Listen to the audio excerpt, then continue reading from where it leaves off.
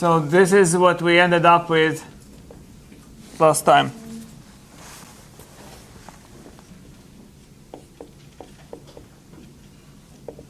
We showed that if you have a sequence of increasing functions,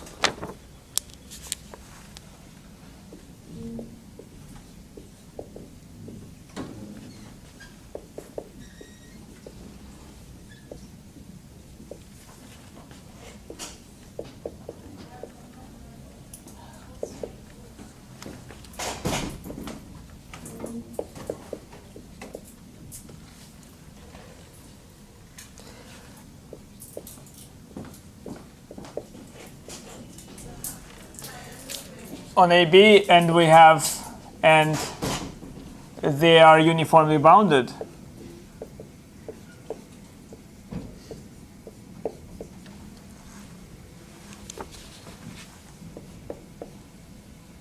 then some sequence, or some subsequence, better said,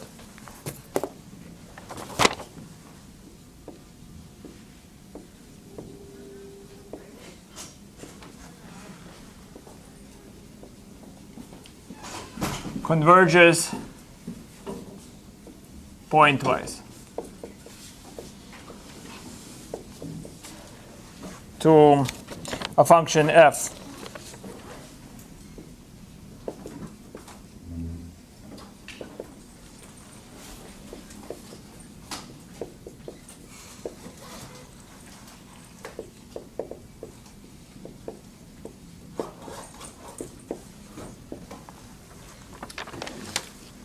So what it means is, in essence, what does the increasing hypothesis mean? So it means that when I look at the graphs of all my functions, so the graph of a typical f sub n is going to be something like this, right? So it's non-decreasing. The graph is growing from left to right. So if I take the sum total of all those graphs, I will delete a bunch of them, and whatever remains will look like it converges to one graph, also an increasing graph, of the function f. Okay? Of some function f. So this, if you remember, it was a pretty difficult thing to prove. Remember how many tools we used. We first proved that there is a subsequence that converges on the rationals. And then that subsequence we converges to an increasing function, which we can then extend using the supremum. We can extend it. And then we see that convergence is actually on all points of continuity. And those are many points of continuity. And then we take another subsequence to produce yet another convergence sequence. That's the idea. Okay? So with this lemma, we can then prove Helly's first theorem.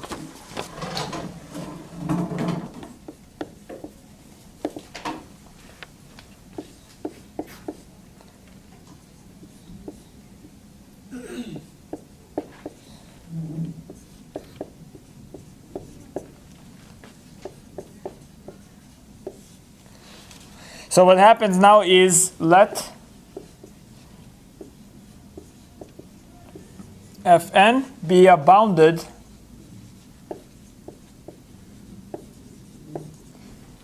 sequence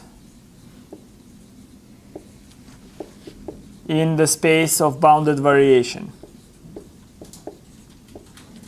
And what we mean by bounded sequence is that if I measure the norm, the bounded variation norm, I find that this is less than k for all n.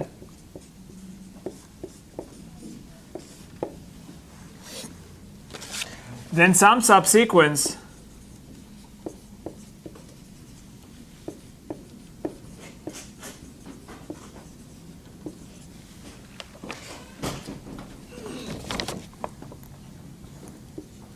of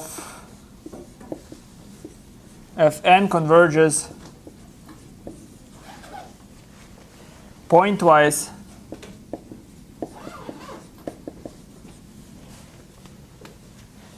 to a function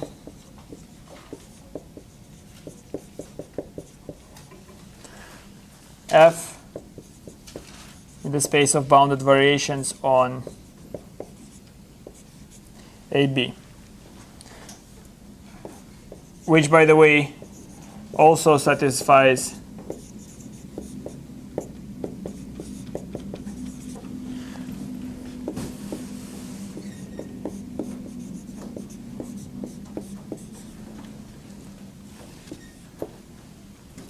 okay. This is stronger than uniform bound. This is bounded variation. Right? If you remember, to be bounded in the space of bounded variations is stronger than uniform bound.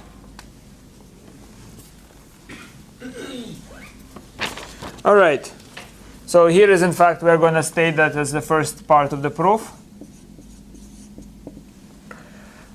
Notice that if I take the sup norm is smaller than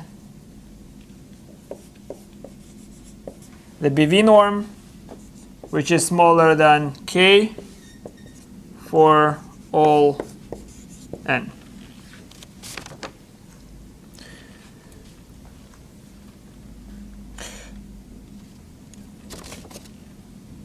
So we can define Vn of x to be the variation from A to x of f sub n.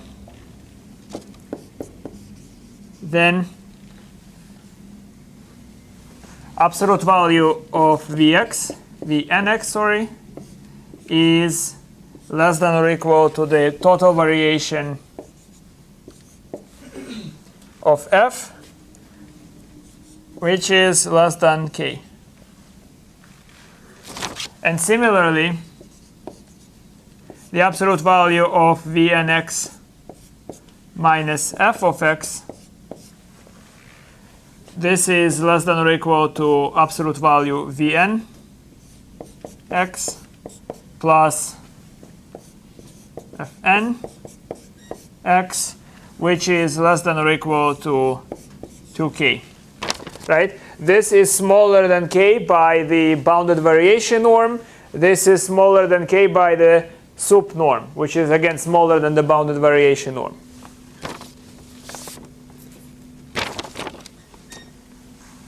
Thus, we can pick a sequence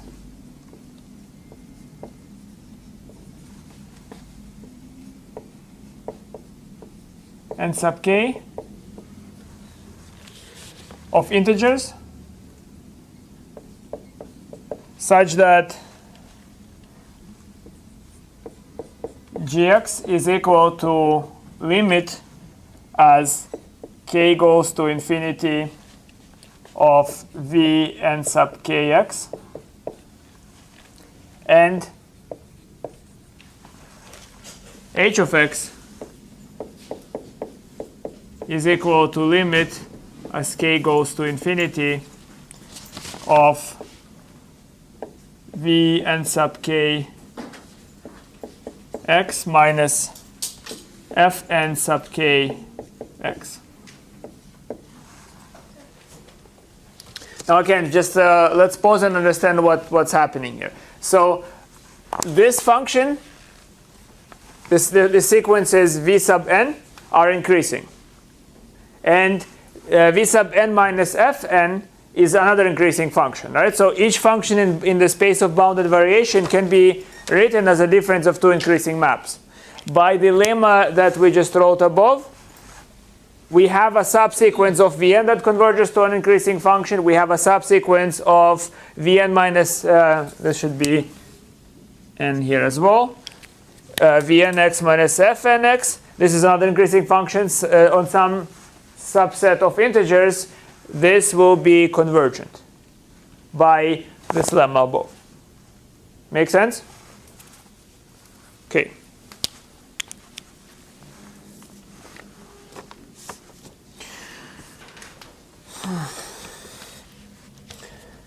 So they are clearly increasing.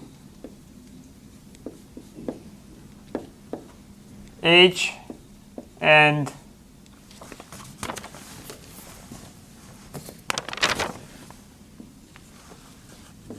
G are increasing.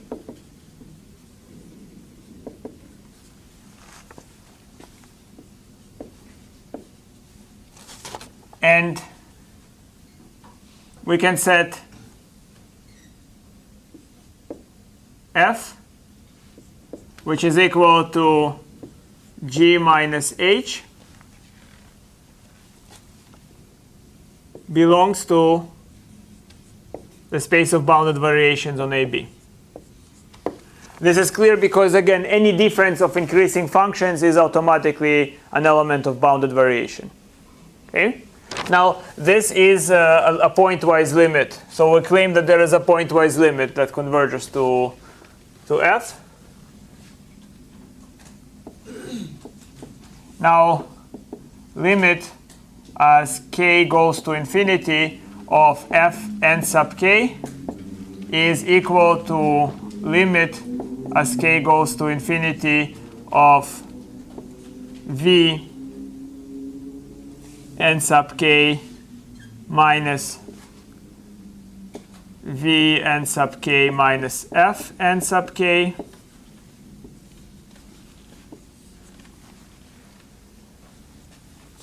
which is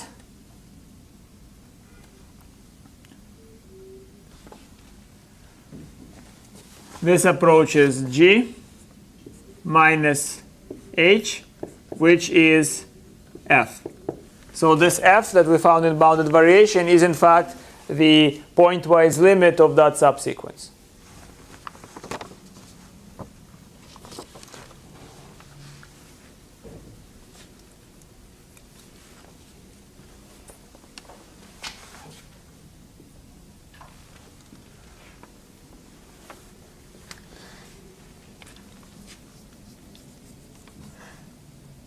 It follows. This is, by the way, something that I want you to think on your own. It follows that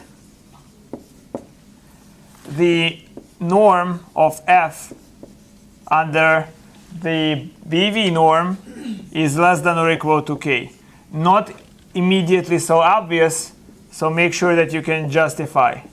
Why? Why is this smaller than k? All right. So next topic is, if we have enough time, we'll utilize bounded variations. Sorry, Professor. Yes? For your review instead, why you need that part? Like you show the absolute value of that is smaller than or equal to 2k. Well, I want to apply this lemma. And the lemma tells us that if I have a sequence of increasing functions, Yes. right? And the sequence of functions is just uniformly bounded. Those are increasing functions, mind you. Then there is a pointwise convergence. Now, every element of bounded variation can be written as a difference of two increasing functions. So that allows me to utilize this lemma. So the reason I have this k or 2k, the k does not matter. It's just to show that both functions, the g and the h, they are uniformly bounded. But right now you only show them. You only show the absolute value is bounded. You didn't show the.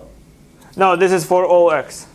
Notice the x disappears. You can use any other x. That means that this 2k is a uniform bound. It happens for every x. Right? We know that you see by the because we have sequence of functions bounded in the BV space. This guy is less than or equal to, do I still have it, less than or equal to the full variation. Here it is, the full variation. And the full variation is smaller than the norm of f in the bound. Because remember, the bounded variation is absolute value of f at a plus this variation. So that's definitely smaller than k. Okay? So this is in fact an example of where it's a uniform bound. All right.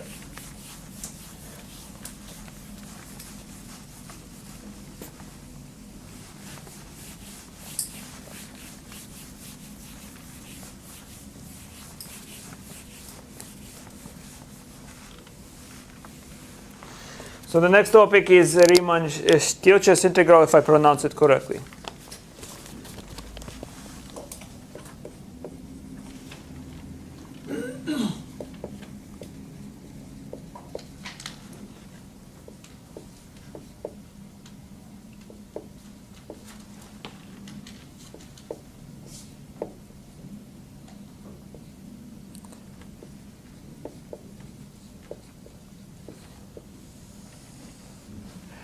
I will just abbreviate it R point S integral.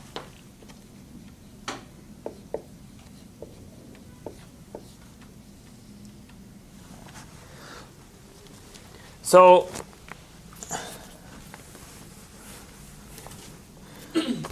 the main motivation of considering this such integrals is, for example, if you have a path function, not so much what we are doing here, but if you have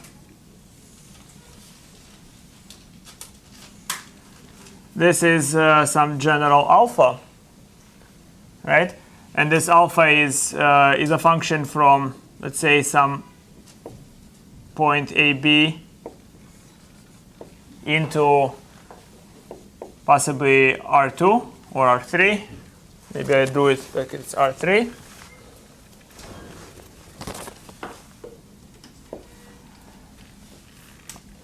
Then you might have a function f from R3 to R, and you have integrals of the form AB f of alpha t d alpha t. Right, so where you integrate, where you break the partition, you not necessarily on a straight line, and what you can see is that what you have is just a bunch of line segments.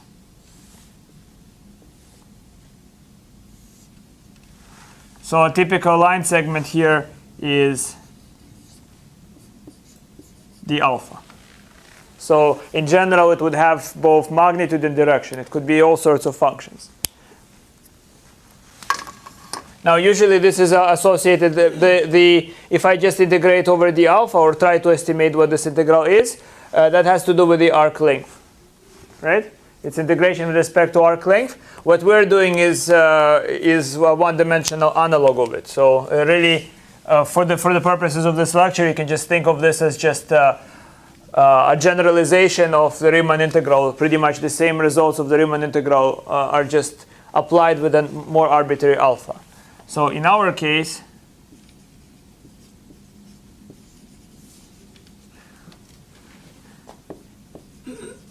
we restrict to, for now, alpha from AB into R, increasing function.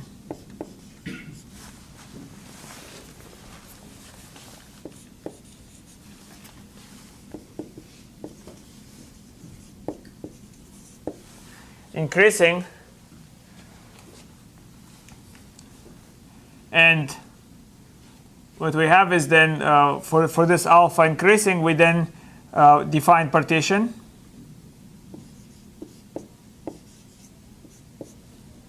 Or first let f be a function from AB to R be bounded.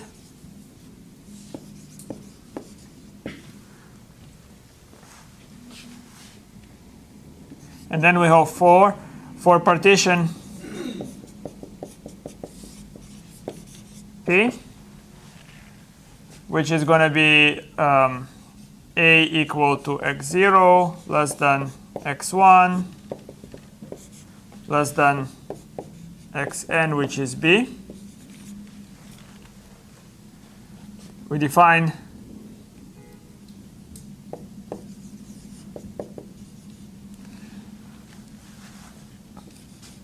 capital M sub I to be the supremum of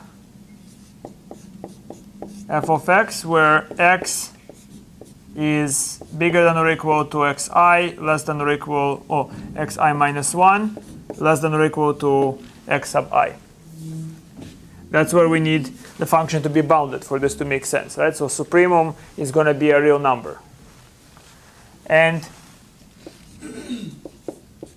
we define little mi to be the infimum.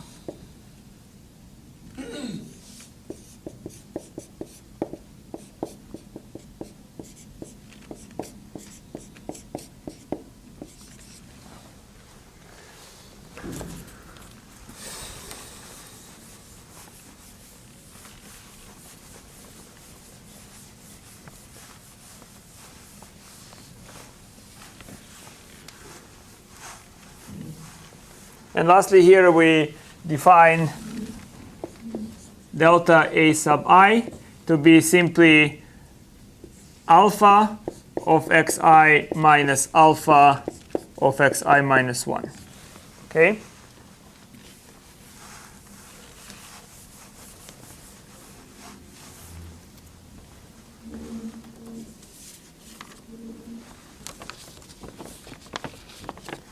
So we have the two quantities L, Fp, to be the summation of the lower sums.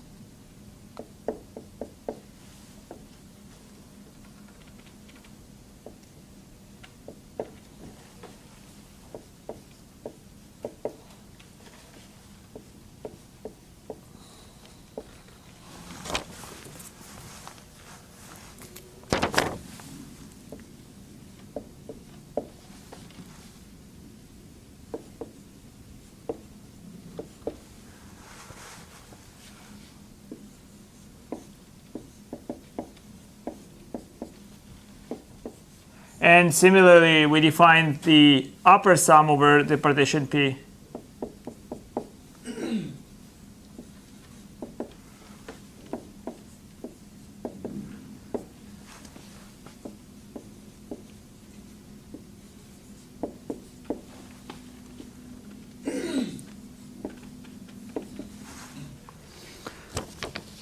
So let's observe what's very obvious here. So clearly, what's the relationship between the lower sum and the upper sum? So yes, here we select the biggest possible values f can be. Here we select the smallest possible values f can be. So this is clearly true for any partition P.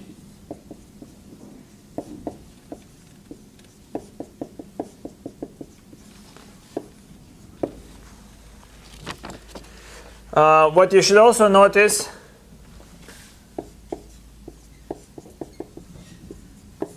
that can be sometimes useful, and that's a trick with real numbers that you have, is that if I take L of minus Fp, that will be the same as minus U of f of p.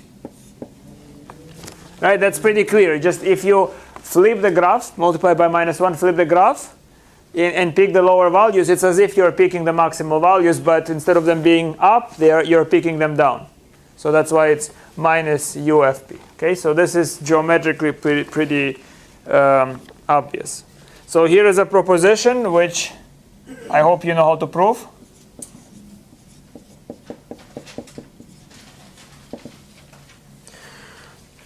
Proposition: if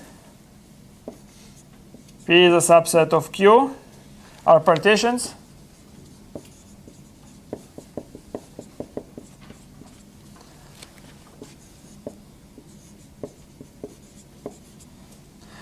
then what's the relationship between the lower sum over the partition P and the upper sum over the partition Q? Or let's actually first have lower sum over partition P and lower sum over the partition Q. What's the relationship between them?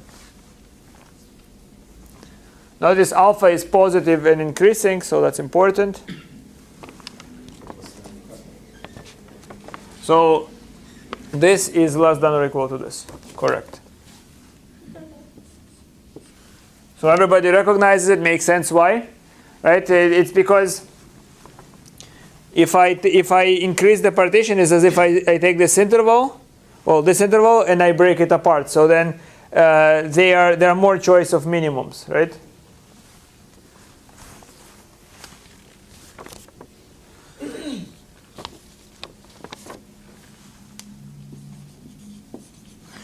And if I take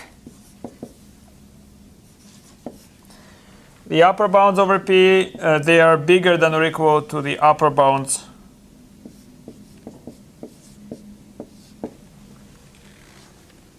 so you all see this, right? I don't need to prove it. By the way, if you all see it, just give an argument. Write yourself an argument. Maybe that would be an exam question.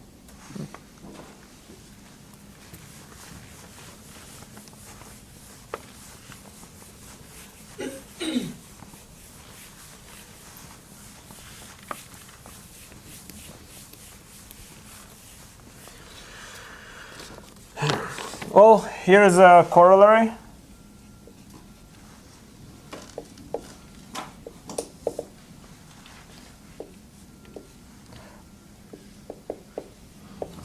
If I take any lower sum over the partition P and I compare it to the upper sum over some other partition Q, what's the relationship between them? So there is no, you see here there is containment. P is not as fine as Q. Q contains all the points, all the nodes of P and more. So here we have this relationship. What about if I just take any two partitions P and Q and I want to evaluate the lower sum and the upper sum? Is there going to be a relationship? It's going to be less than, but you have to take like a refinement. Wonderful, right? So this is going to be less than for any partitions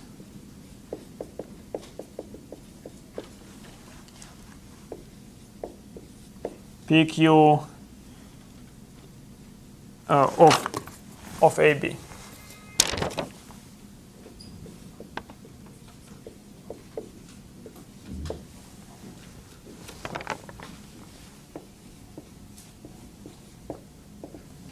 Proof? Well, let's take a refinement. So what we have is L, F, P. If I make a more refined partition, the lower sums, they grow.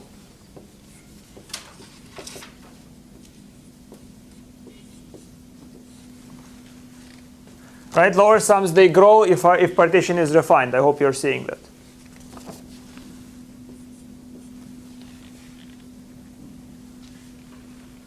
And this is less than or equal to the upper sum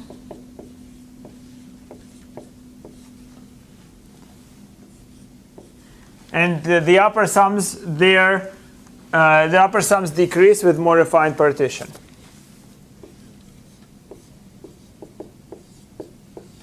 And that's it.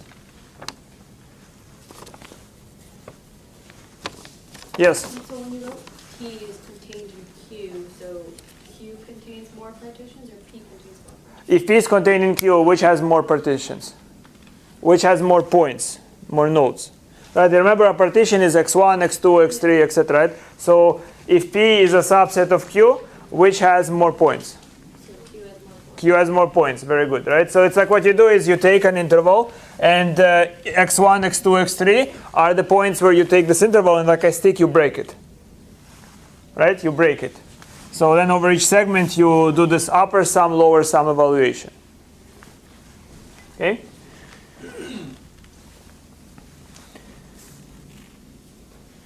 All right, so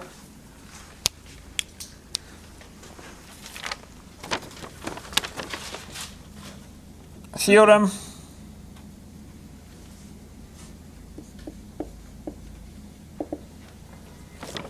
That's Riemann's condition.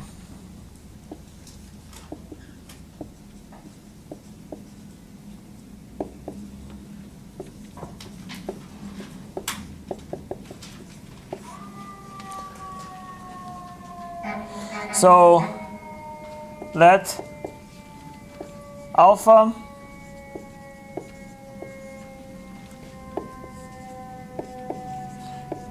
be increasing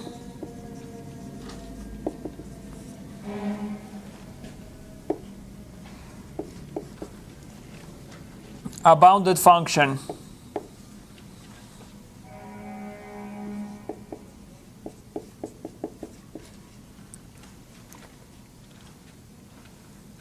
is in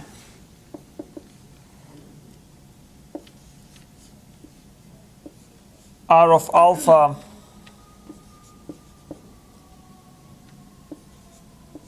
AB if and only if given epsilon bigger than 0 there exists a partition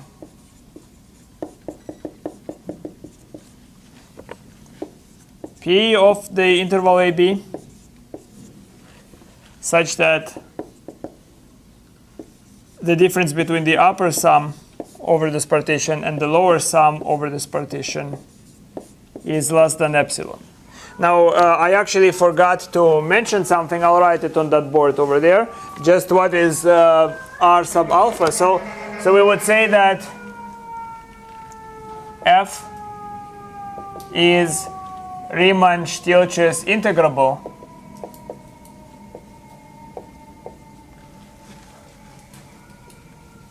if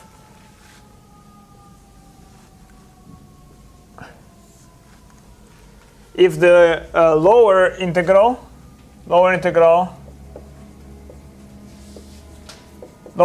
is equal to the supremum of all lower sums, right? Lower sums, if I increase the partition, lower sums grow. So supremum over all partitions P of lower sums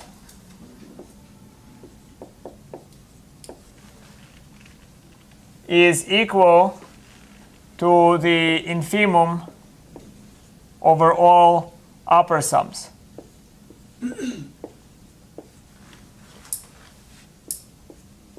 Which is denoted this way. Okay, so that's the condition of Riemann-Stieltjes integrability. In that case, we say that F belongs to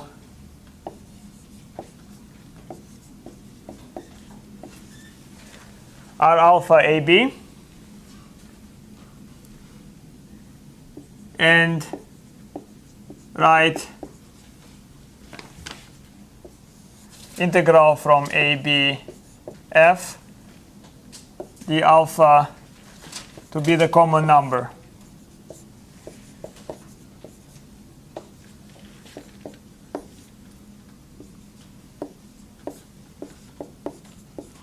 In general, what always happens, in general,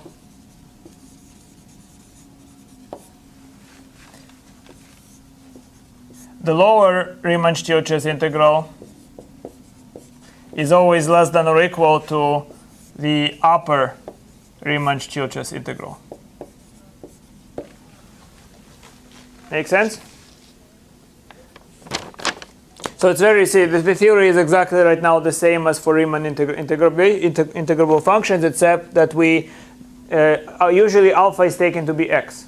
But here alpha can be any increasing function and does not even have to be continuous. All right. And What is which doesn't have to be continuous? alpha. Oh, Alpha is increasing. I mean, later on you modify it to being of bounded variation. Right now it's just increasing. Bounded variation is a difference of two increasing functions. Okay. Okay. So Riemann condition tells us that if we find two sums, so if we find a partition P for which the upper sum is not very different from the lower sum, for any arbitrary epsilon, if we can do that, then we have an integrable function. Which again, it's like what you learned in calculus, right? The biggest possible rectangles and the smallest possible rectangles over the partition, they are very similar. They give you very similar area. So let's prove this, even though I think that's pretty familiar. sorry, last question. Oh, by all means. Alpha is a subscribed alpha or just like the alpha next to the? What's the alpha? The alpha is like a small difference in alphas. It's like alpha xi minus alpha xi minus 1. I mean, like just like two letters. It's not a subscript, right? All right. We can give, I mean, once we're done with the theory, for example, you might, here, for example, you might write something like this. Integral from 0 to 1 of, let's say, the function sine x times dx squared, for example, right? That's an example of an integral of bounded variation. What it ends up being the same as just the integral from 0 to 1 of 2x sine x dx. So it ends up being very similar to your usual integral because x squared is, on the interval 0, 1, it's increasing and it's differentiable, so it has this property. Okay? So you have integrals, well, you might, if you want to, I write parentheses around it, but basically we are studying how to evaluate integrals of this form.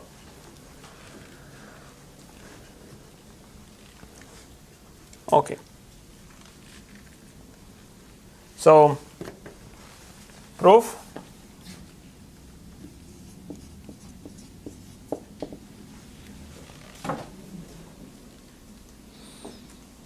So first assume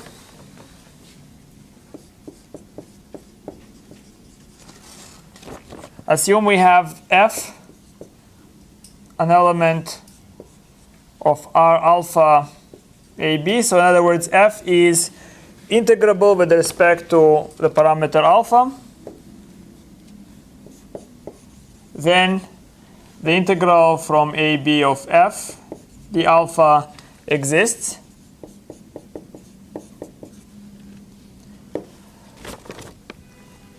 Furthermore,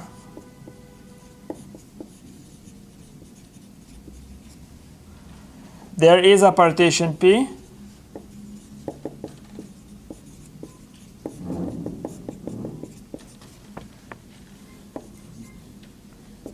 such that if I look at this partition, I have L, F, P. L of P, lower sum is always smaller than the lower Riemann-Stieltjes integral. Now, by hypothesis, this number is the same as the integral, and this is less than the lower sum plus epsilon over 2. Right, it's just like with the supremum, right? So for this partition, this number is really close to the actual value of the lower integral. So close that if I add epsilon over 2 to it, I already surpass the value.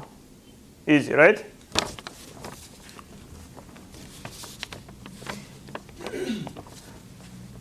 Likewise, there is a partition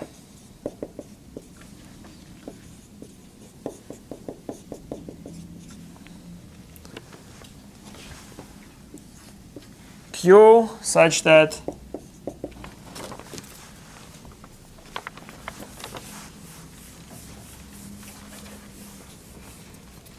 well, I can write it, I guess. I can write it here such that U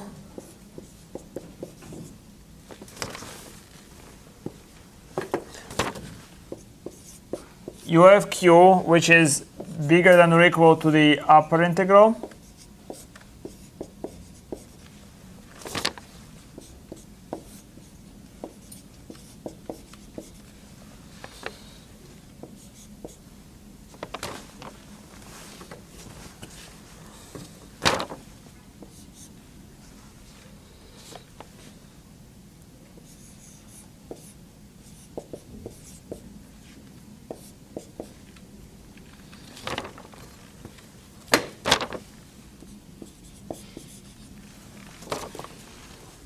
Make sense? So the way the upper sums approach the upper integral is by once you refine the partition, they are descending to it. They are decreasing to it. So you need to take the infimum. So this number is almost the greatest lower bound. So that means that if I subtract epsilon over 2 from it, it's already too low to be the greatest lower bound. Makes sense, right?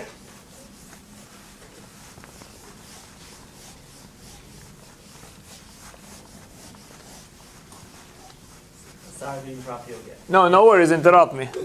I know, like intuitively, it makes sense. Can you just say one more time why that part exists? Like why you can always find the epsilon over 2 such that. Well, here is intuitively how you look at it. I know how you intuit it, but I still feel like you can always construct it that way. I mean,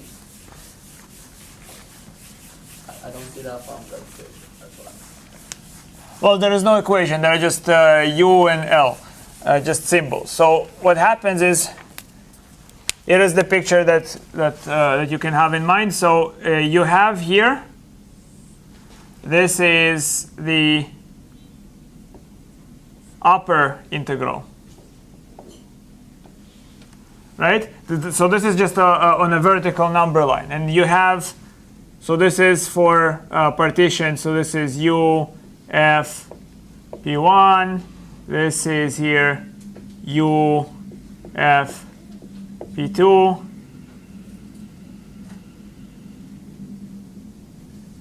And onwards, right? So they are descending. Where here we have P1 is contained in P2, so on, right? So we have those sums. They are decreasing to the actual upper sum. So what does it mean to increase to the upper sum? So if I select epsilon over 2 here, anything below that dips below epsilon over 2 is a partition of the form Q that I selected here, and one will exist.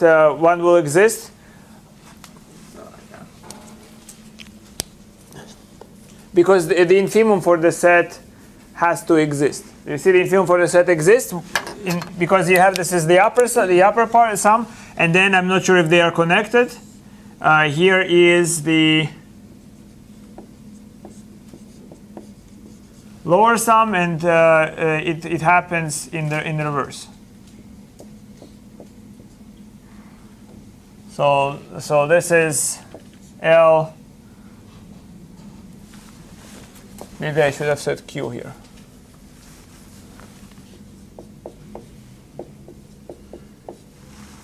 This would be L.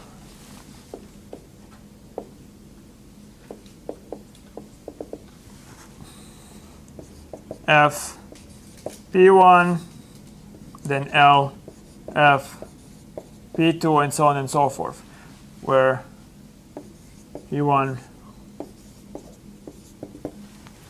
so they grow.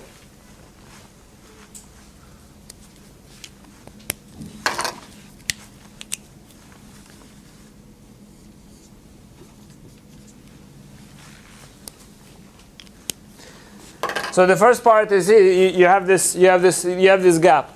Now, if the function is indeed Riemann-Stieltjes integrable, this gap is non-existent. So I can take those two lines, I can bring them together, right? And that means that the partition that I selected here and the partition I selected here are not going to be far away than epsilon away from each other. And this is what I do technically here. Okay.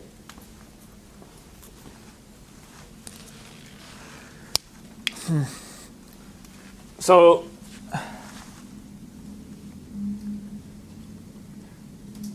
hence, if I take the refinement, if I have, I'll shorten it. So if I have U F P union Q minus L F P union Q, this is going to be less than or equal to U F Q minus L F P, which is going to be less than epsilon. So what happens is, you see, this is the gap.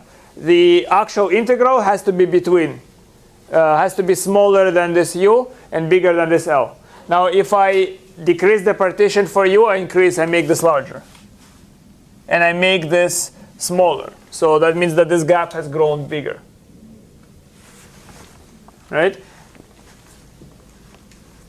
And subtracting, we see that this is giving us a partition that is smaller than epsilon, for any epsilon. Make sense? It's very easy idea, just a little technical to write it down, nothing more, right? Really what you do is, if the integral exists, this gap is not there, and that means that if I select any partition that gives me this sum, and any partition that gives me this sum, refine them, I'll have two partitions. I'll have a partition such that the upper sum and lower sum are within epsilon.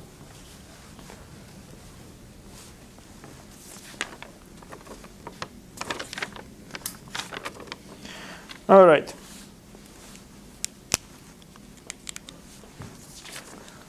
On the other hand,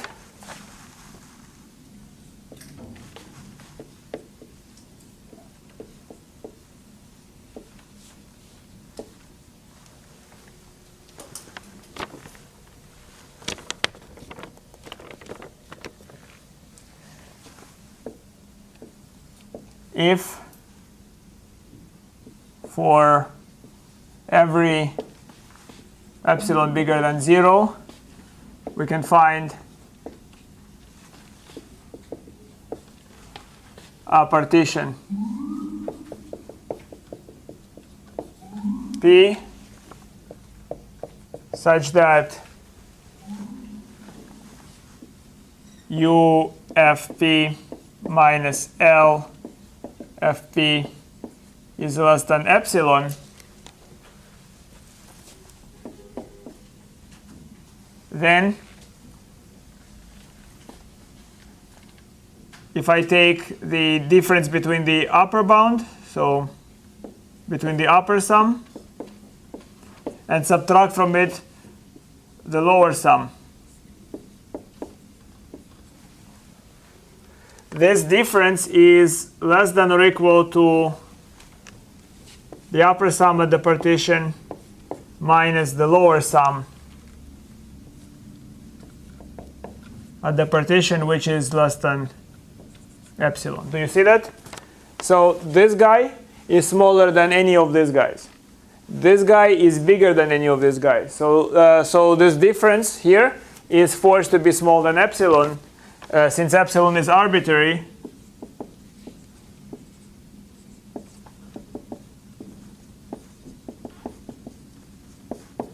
Since epsilon is arbitrary, we conclude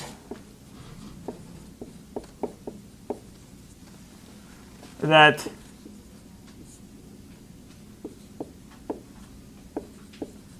the two parts are equal.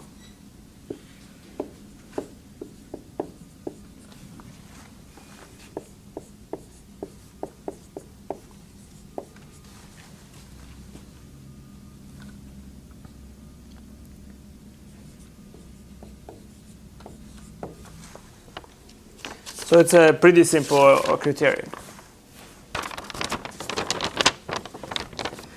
Here is another simple theorem.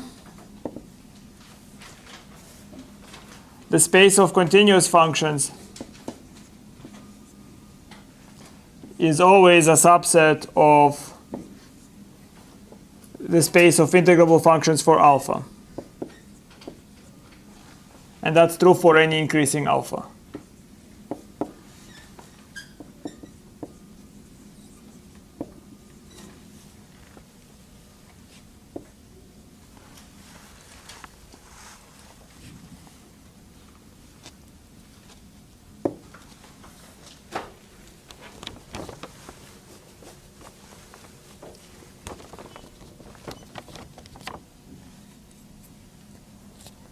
Proof.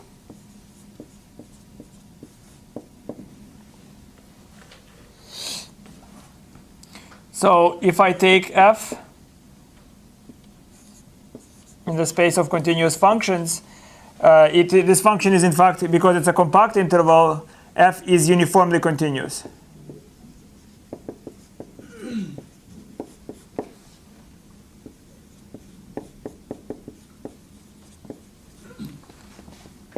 And that means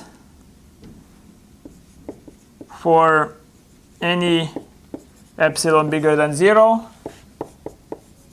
there is delta bigger than 0 such that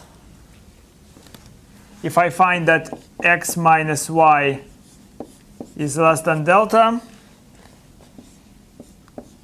the implication is that absolute value of f of x minus f of y is smaller than epsilon. So we now take a partition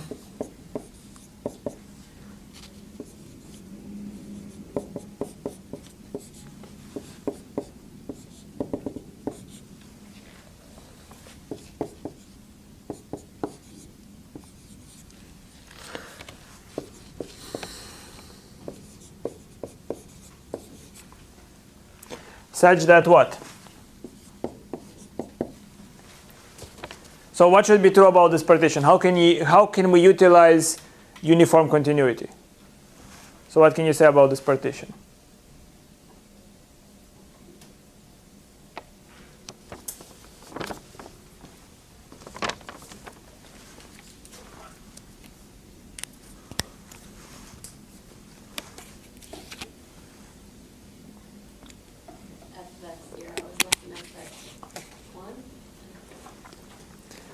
Well, f of x0, we don't know. It's just a continuous function. We know x0 is less than x1.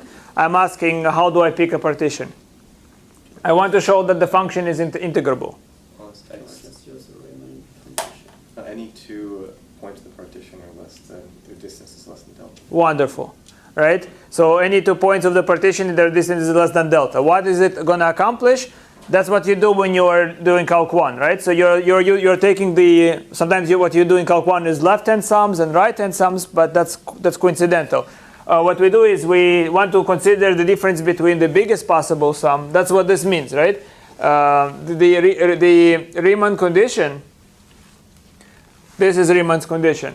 It just tells you if you find a partition for which the biggest possible sum minus the smallest possible sum is very small, less than epsilon, that means that the integral is almost the lower sum or almost the upper sum. Okay? So with a continuous function in particular, you need uniform continuity. What should happen is that, notice, less than epsilon means that the maximum and the minimum are distant by no more than epsilon. Right? Epsilon is the biggest value for the distance there. So such that delta xk of the partition is smaller than delta for I equal to 1, 2, all the way to n. Okay? In that case, what do we have? So then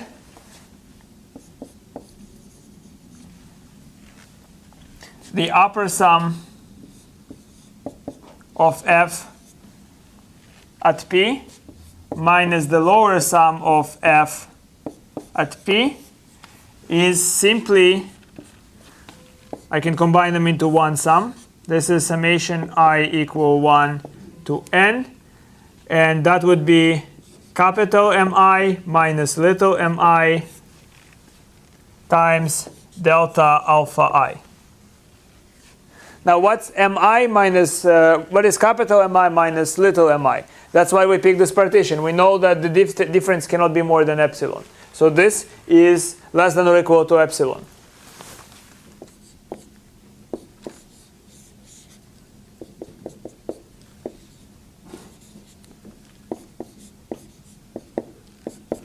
Now then I can factor out epsilon, and I have this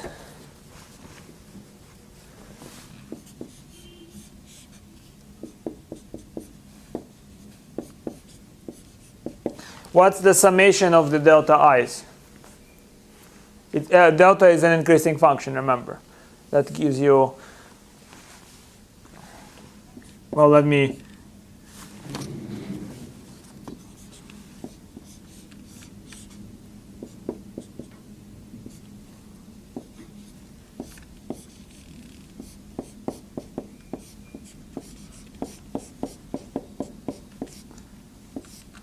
what's that? Exactly. So this is simply epsilon times alpha b minus alpha a. That's it. Done, right? This is very small.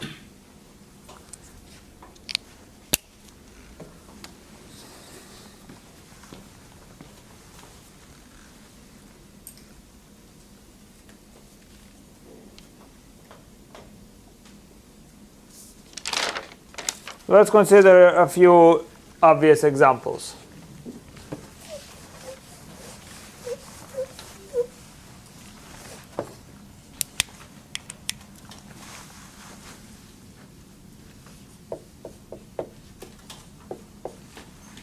If f is a constant, then what can you say about the integral?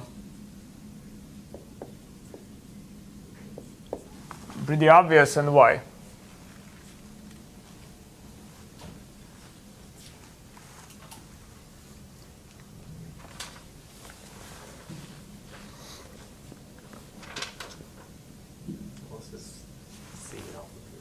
Yes. So this would be C alpha b minus alpha a, because if I take any partition, any upper sum over any partition, that will just be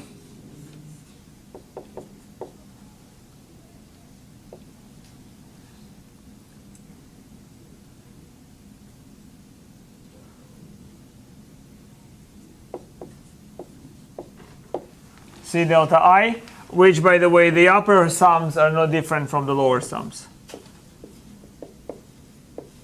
Okay, so obviously the function is integrable, and the common number is just it's always the same, right? For any partition, the integral is the same. Now, if alpha is constant, so alpha is constant now, what can you say about the integral from AB of f d alpha? What's that? 0.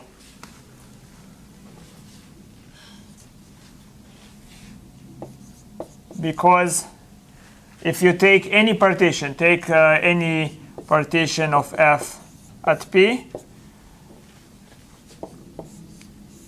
that's going to be summation I equal 1 to n of some maximum value mi times delta I. Now delta I is going to be 0, right? So this is the summation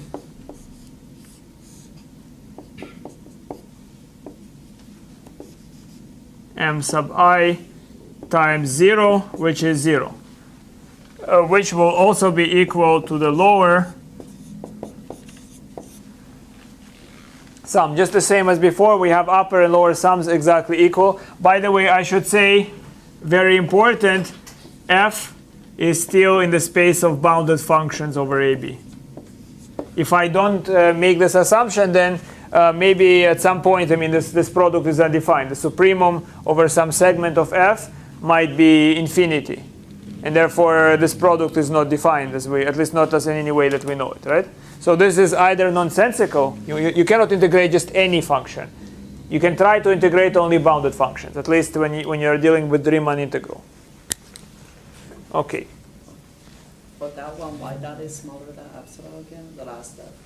The last step, well. I want to show that it's smaller than. Well, then we didn't show that it's smaller than epsilon. We showed that it's smaller than epsilon times a constant. Since epsilon was arbitrary, epsilon times a constant is arbitrarily small, right? So you don't always have to be so precise about the epsilon delta, right? The idea is that we showed that the function f is Riemann-Stieltjes integrable with respect to any alpha, any increasing alpha. Why? Because we can produce two partitions, upper sum and lower sum over this partition. Their difference is very small as we want it to be. Make sense? So this just means as small as we want it to be. Epsilon is just one way of saying as small as we want to be. Epsilon times any constant is just all the same. Makes sense, right? So, yeah.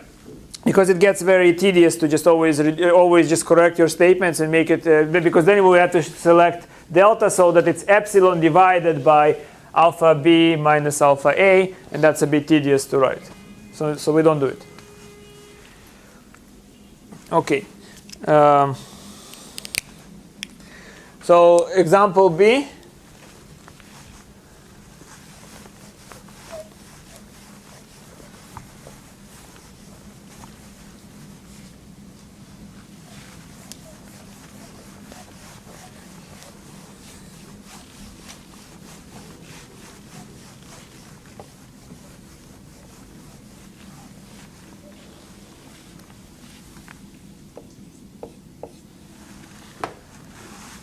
So not every bounded function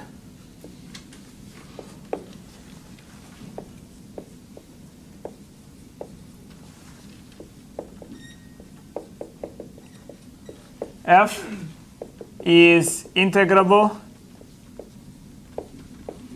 and with respect to any alpha.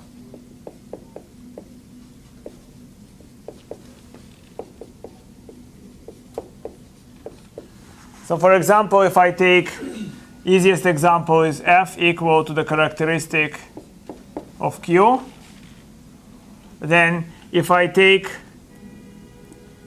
the lower sum of f with respect to any partition, what do I get? 0, right? Because there are so many places where we have irrational numbers, so the infimum will be 0. So all the lower sums are 0. Well, all the upper sums with respect to any alpha, mind you, are what? 1. So that implies that you can see that the lower integral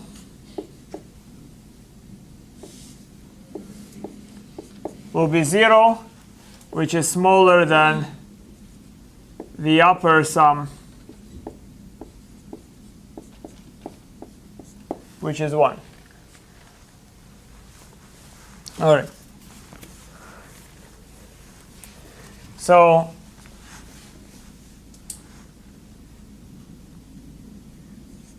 C. True or false?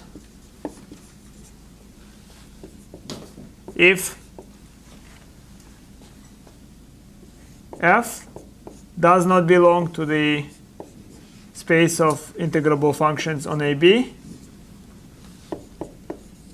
then f squared doesn't belong to the Riemann space. So this is pretty easy. Okay, what do you think? So I found some function is not integrable, like this one. Now if I square it, will I by any chance increase its likelihood of being integrable or not? Yeah, I suppose. Yes.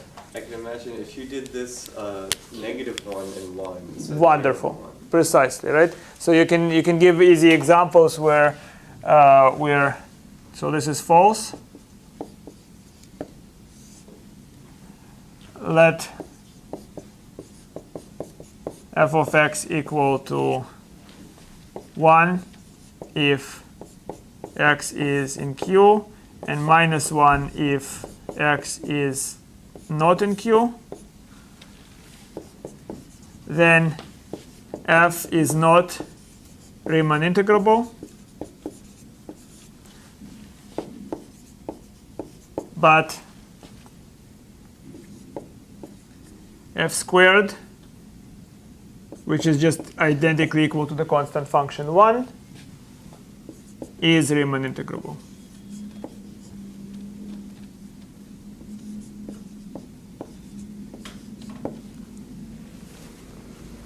Okay. So maybe we have one more time for proposition. So just like showing basic properties of integrals.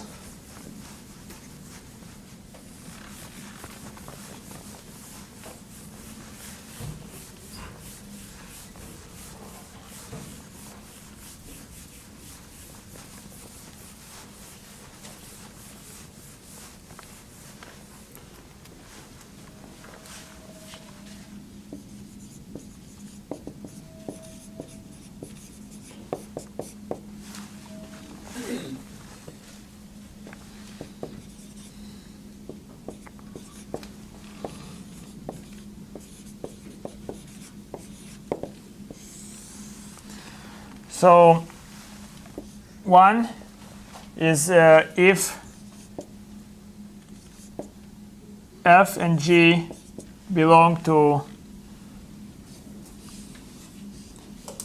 the space of bounded functions, or the space, sorry, of integrable functions AB, then f and g, then f plus g, I'm sorry, belongs to the space of integrable functions, and the integral from AB of f d alpha plus the integral from A to B of g d alpha is the integral of the sum of the functions d alpha.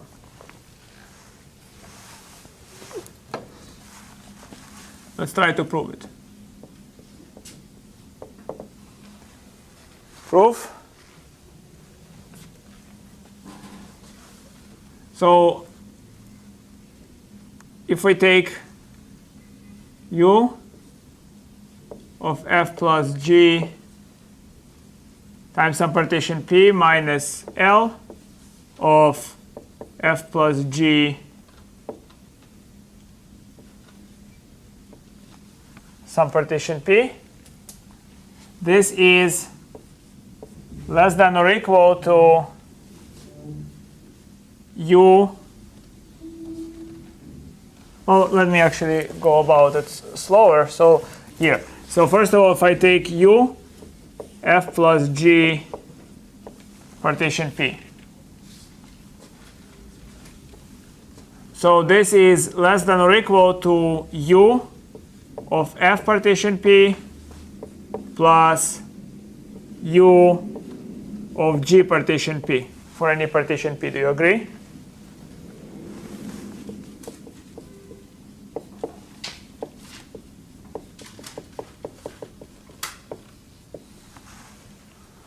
And we also have that if I take the lower sum of f plus g over the partition P, this is bigger than or equal to the lower sum of f over the partition P plus the lower sum of g over the partition P. You all see that? Right, because here we are forced to select the same x in the interval segment, but here we are able to select different x's, so thereby able to make the sum smaller. So the consequence is that u f plus g p minus l f plus gp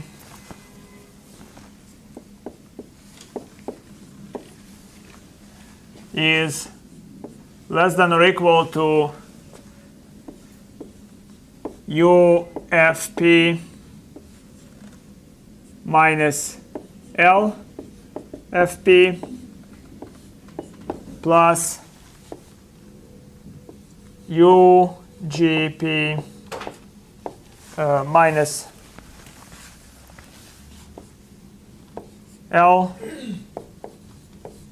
GP, which I can make smaller than epsilon because I can control this. I can make this less than epsilon over 2.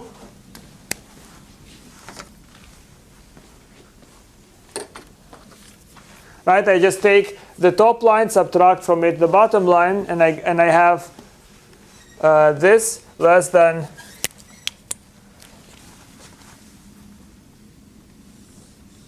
this can be made less than epsilon over 2 because f is integrable, and this can be made less than epsilon over 2 because g is integrable by hypothesis, right? So that shows us that f plus g must also be Riemann-Stieltjes integrable.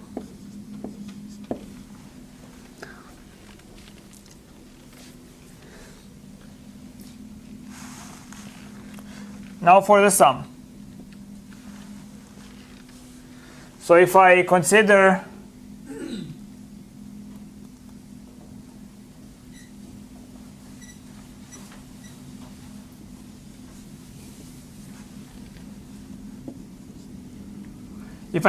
the sum, the lower sum of f plus g,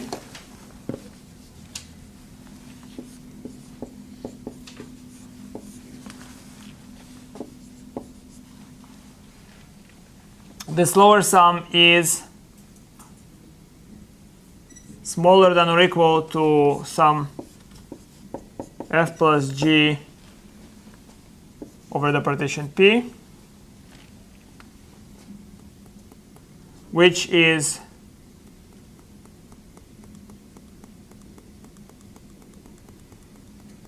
less than or equal to the upper sum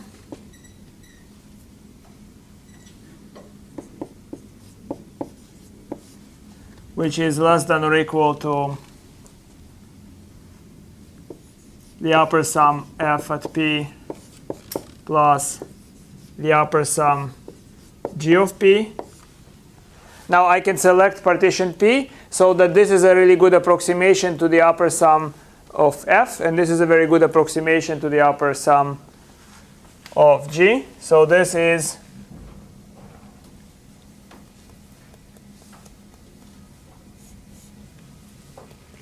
less than upper sum plus epsilon over 2 plus the upper sum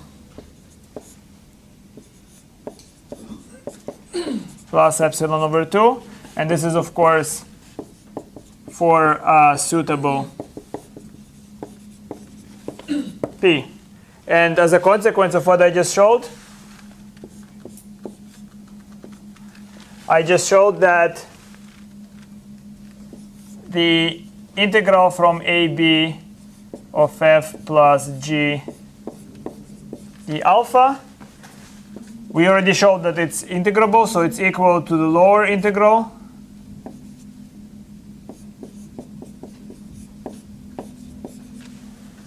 And it is less than or equal to the upper integral of f d alpha plus the upper integral of g d alpha plus epsilon, which is, again, those integrals exist, so which is equal to the integral a b of f d alpha plus a b g d alpha plus epsilon. And since epsilon is arbitrary, this is true for all epsilon, right? Since epsilon is arbitrary, we have what the inequality. So I'll write it here. And the other part you can try doing yourself.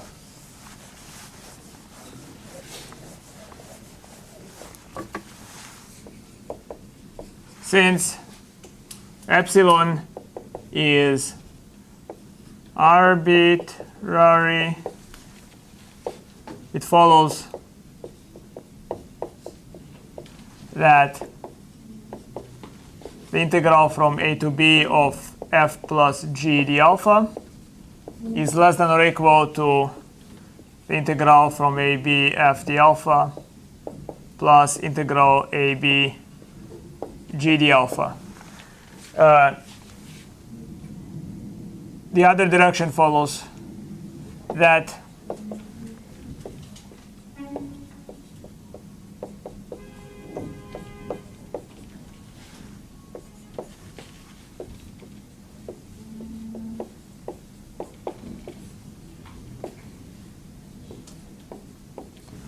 is similar.